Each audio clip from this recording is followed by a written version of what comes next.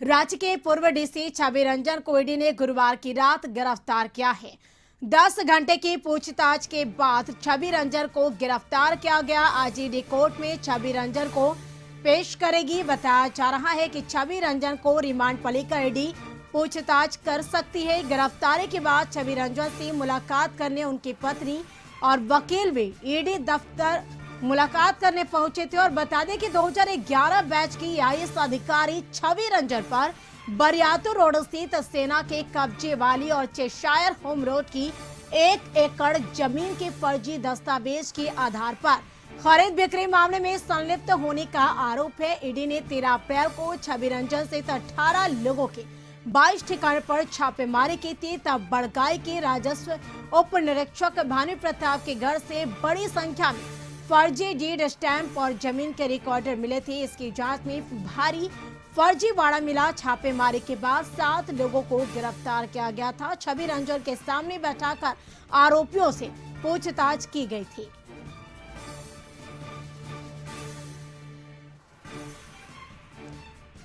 तो छवि रंजन की गिरफ्तारी के बाद आज ईडी कोर्ट में पेश करेगी। आईएएस छवि रंजन को ईडी कोर्ट में पेश करेगी। जमीन घोटाला मामले में, सेना जमीन घोटाला मामले में आज ईडी कोर्ट में पेश करेगी आईएएस अधिकारी छवि रंजन को।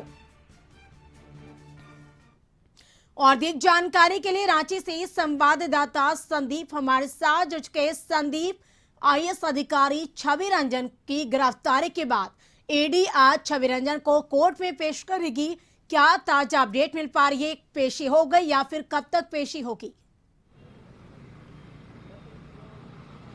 जी, कल देर रात 10 बजे के लगभग छवि रंजन की गिरफ्तारी ईडी कार्यालय में हुई है। सुबह सम्मन के अनुसार उनको ईडी दफ्तर बुलाया गया था पूछताछ के लिए, जिसके बाद कार्रवाई करते हुए लगभग 10 घंटे उनसे पूछताछ हुई थी और रात 10 बजे उनकी गिरफ्तार ईडी के अधिकारियों ने इसी ईडी दफ्तर में किया है। हालांकि उस गिरफ्तारी के बाद से छवि रंजन इसी ईडी के क्षेत्रीय कार्यालय में मौजूद हैं और आज उन्हें थोड़ी देर के बाद यहां से सीधे जो ईडी की अदालत है वहां पे पेश किया जाएगा और उसके बाद कहीं ना कहीं ईडी की अदालत में दरख्वास्त भी ईडी करेगी कि इनको रिमांड में दी जाए ताकि आगे इनसे पूछताछ की जा सके।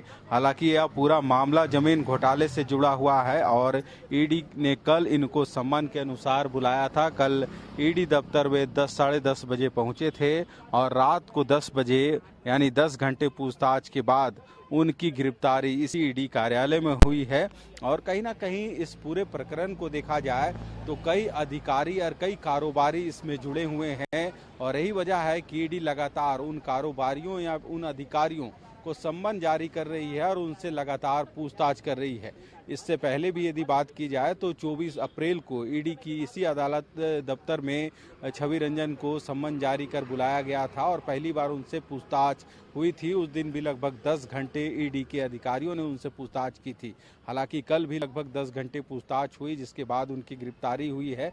और यदि इस पूरे जमीन घोटाले की बात की जाए तो सेना की जमीन से जुड़ा यह पूरा मामला है। 4.5 एकड़ जमीन और चेशायर होम रोड में 1 एकड़ जमीन से संबंधित या कार्रवाई ईडी ने की थी और लगभग 13 अप्रैल को ईडी ने 18 ठिकानों पर जो 18 व्यक्ति हैं उनके 22 ठिकानों पर छापेमारी की थी और उस दरमियान कई फर्जी दस्तावेज मिले थे, जिसके आधार पर 13 अप्रैल को ही 7 आरोपियों की इस मामले में गिरफ्तारी हुई थी और उनसे लगातार ईडी पूछताछ की थी। 2 बार रिमांड में लेके उनसे ईडी के अधिकारियों ने उन चीजों को खंगालने की कोशिश की थी कि इस पूरे प्रकरण में और कौन कौन से अधिकारी या कारोबारी शामिल हैं।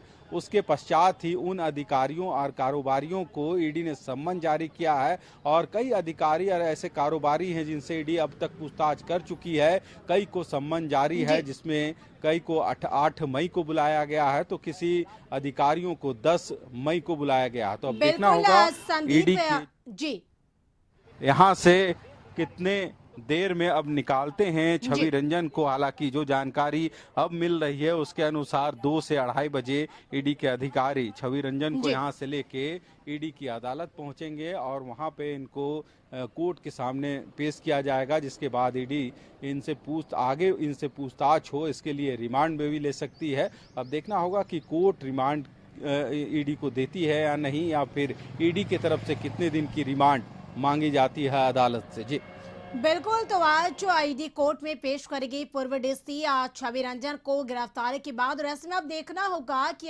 क्या जो रिमांड पर लेती है, ये रिमांड मांगी जाती है। लेकिन ये भी जानना चाहें, क्योंकि अगर देखिए तो लगातार जिस तरीके से जांच का दायरा लगातार बढ़ता जा रहा है, एक के बाद एक अधिकारियों के नाम सामने आ रहे हैं, तो ऐसे में जान क्या और भी किसी के नाम इसमें शामिल है, क्योंकि पूछताछ की गई थी, उस सामने में आरोपियों से पूछताछ हुई थी, तो क्या और भी किसी के नाम इसमें सामने आ रहे हैं?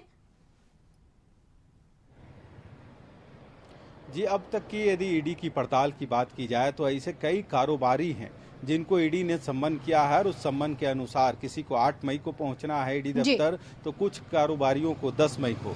इसमें से कई जो रवि भाटिया और एक और भी जो कारोबारी हैं जो जमशेदपुर के हैं, और कहीं ना कहीं छवि रंजन के साथ उनकी काफ़ी घनिष्ठता रही है।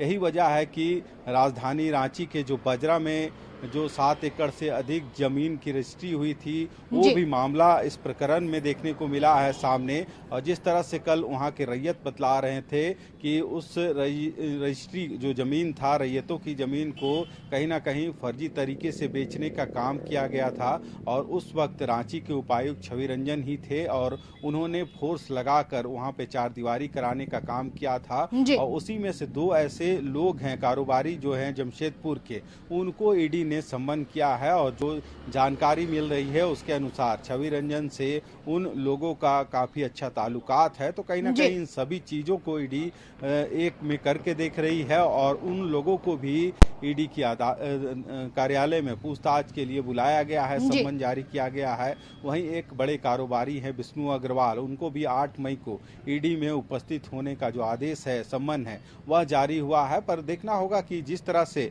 इस पूरे प्रकरण में कई अधिकारियों के भी नाम आए, कई कारोबारियों के नाम आए हैं, अब देखना होगा कि आगे और कितने लोगों की बिल्कुल। अगर बात करें संदीप, तो आपने आज जिस तरीके से सेना जमीन घोटाले हुए हैं रांची में, इसको लेकर वहां पे पीड़ित भी थे मौजूद ईडी के दफ्तर के पास, तो आपने उनसे भी बातचीत की थी, तो क्या ऐसे इस मामले में कोई सफेद पोश के भी नाम सामने आ रहे हैं, क्या इसे कोई जानकारी?